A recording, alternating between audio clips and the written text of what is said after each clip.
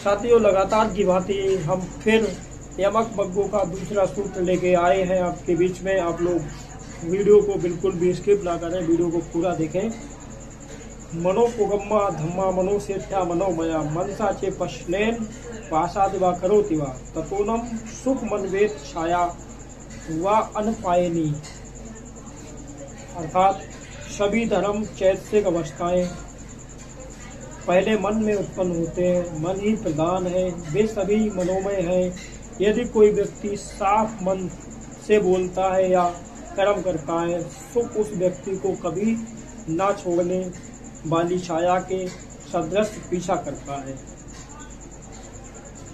इसके महाभारत में हम एक प्रसंग आपको लेके चलते हैं धम्मपद का। तथागत जब श्रावस्ती में विहार करते थे, उसी समय अदिन्य पूर्वक नाम का एक महाकंजूस ब्राह्मण रहता था। अपने इकलौते पुत्र के बीमार पड़ने पर भी उसने धन बर्बादी के भय से उस लड़के का इलाज नहीं कराया। मरते समय लड़के ने तथागत को अपने घर के पास भिक्षाटन करते देखा और अत्यंत प्रसन्न चित्त होकर मृत्यु को प्राप्त हुआ। इसी प्रसन्न चित्त मनोदशा में मरने के कारण उसने देवलोक में जन्म लिया। जब अदिन्य को इसका पता चला तो तथागत को अपने घर भोजन पर आमंत्रित किया और कहा कि हे गौतम, आपको बिना दान दिए, बिना पूजा किए, बिना धर्म सुने भी क्या मन के प्रश्न होने से लोग देवलोक में उत्पन्न होते हैं। उसके प्रश्न के उत्तर में उक्त गाथा को सुनाते हुए तथागत ने कहा था, हे ब्राह्मण, मनुष्यों के पाप तथा पाप पुण्य कर्मों को करने में मन अगुआ है, प्रधान है। प्रश्न मन से किया गया पाप तथा पुण्य कर्म व्यक्ति के पीछे वैसे ही चलता है जैसे अपनी परछाई को कोई भी काम पहले मन में विचार किए बिना नहीं होता। शरीर और वाणी यदि गाड़ी का ढांचा है तो मन इंजन है।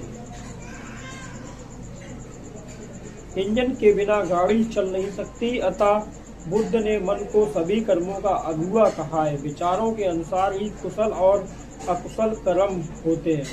शरीर पर घाव डॉक्टर भी करता है और शत्रु भी करता है, लेकिन जैसे किसी शत्रु ने द्वेषवश घाव या चोट किया है, क्या वैसे ही डॉक्टर ने भी किया है? वहां कर्म के सदृश दिखने पर भी मानसिक दशा में भेद के कारण दोनों कर्मों में अत्यंत भेद है। इस प्रकार चित्त के विशुद्ध होने से निर्माण की प्राप्ति होगी और इस जन्म में भी व्यक्ति सुख से जिएगा। वैसे जैसे कहा भी जाता है कि आप भला तो जग भला। जैसे आपका मन होता है वैसे ही आप लोगों को देखने लगते हैं और उसी के अनुरूप कर्म करने लगते हैं। इस संदर्भ में एक कहानी प्रसिद्ध है। किसी गांव के पहाड़ पर दो गधे भेड़ बकरी चराया करते थे। एक दिन वहां से एक व्यक्ति उन दोनों के गांव में जाने के लिए गुजर रहा था, तो उसने उन दोनों से पूछा कि इस गांव के गधे लोग कैसे हैं, क्योंकि मुझे आज रात इसी गांव में ठहरना है। प्रत्युत्तर में एक गधे ने पूछा कि आपके गांव के लोग कैसे हैं। पथिक ने उत्तर दिया कि हमारे गांव के लोग बहुत ही ईर्ष्यालु, छल कपटी और दुष्ट हैं। इस पर गधे ने कहा, हमारे गांव के लोग भी वैसे ही दुष्ट, कपटी और ठगी हैं, अतः सावधान रहना। दूसरे दिन फिर एक व्यक्ति उन दोनों गधों के गांव जाने के लिए वहां पहुंचे। पथिक ने उन दोनों से वही प्रश्न किया। प्रत्युत्तर में गधे ने पथिक से पूर्व की भांति वही प्रश्न दोहराया। पथिक ने कहा, हमारे गांव के लोग अतिथि सत्कार, वृद्धों का सम्मान करने वाले तथा परोपकारी और ईमानदार हैं। उस पर गधे ने भी कहा कि हमारे गांव के लोग भी बहुत शांत, अतिथि सत्कार और दूसरों का ख्याल करने वाले हैं।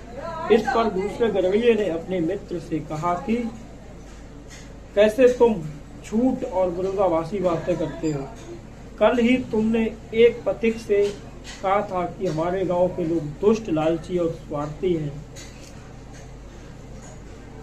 फिर आज उसी गांव की प्रशंसा कर रहे हो कि लोग निस्वार्थ बड़ों का सम्मान करने वाले, अतिथि को देवता सम्मान समझने वाले हैं। यह कैसा विरोधाभास है। उस पर उसने कहा, ये दोनों पथिक एक ही गांव के होने पर भी उनमें से एक पथिक गांव के लोगों की प्रशंसा कर रहा है तो दूसरा व्यक्ति निंदा कर रहा है। इसका यही कारण है कि यदि आप ईमानदार हैं, निष्कपटी हैं, तो दूसरा भी वैसा ही लगने लगेगा। यदि आप स्वयं लोभी, स्वार्थी एवं कपटी हैं तो दूसरा भी वैसा लगने लगेगा। यदि आप स्वयं कपटी हैं तो दूसरा भी वैसा ही लगने लगेगा। इसलिए कहा है, यह संसार मनोमय है, अतः मन को नियंत्रित कर अच्छाई की ओर अग्रसर करना चाहिए। इसमें शांति सुख मिलेगा। जैसे छाया हमारा पीछा नहीं छोड़ती। साथियों, आपके लिए मैंने ये दूसरा प्रसंग आपको सुनाया, यमक बब्बू का है। अब आप अगले वीडियो में तीसरा सुनेंगे और तीसरा सुनने के लिए आप लोग कमेंट करें।